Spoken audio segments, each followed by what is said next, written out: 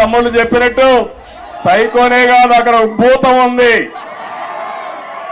నేను ఎవరిని రమ్మని అడిగితే వాళ్ళు అంటున్నారు మీరు బాగానే ఉంది, మీ మీద మాకు నమ్మకం ఉంది, మీకు ట్రాక్ రికార్డు ఉంది, కానీ మీ రాష్ట్రంలో ఒక భూతం ఉంది.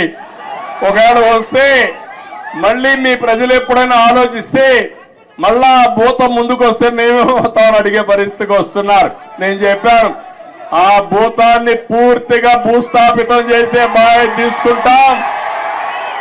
రాష్ట్ర ప్రయోజనాలే ధ్యేయంగా పనిచేస్తాం.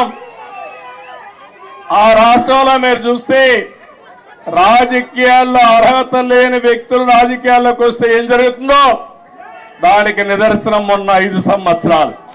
ఇప్పుడు నేను నిరూపించాల్సింది రాజకీయాల్లో ఎలాంటి వ్యక్తులు మంచి వాళ్ళు ఉంటే ఏం జరుగుతుందో అది నిరూపించే సమయం వచ్చిందని చెప్పి కూడా నేను మీకు తెలియజేస్తున్నా.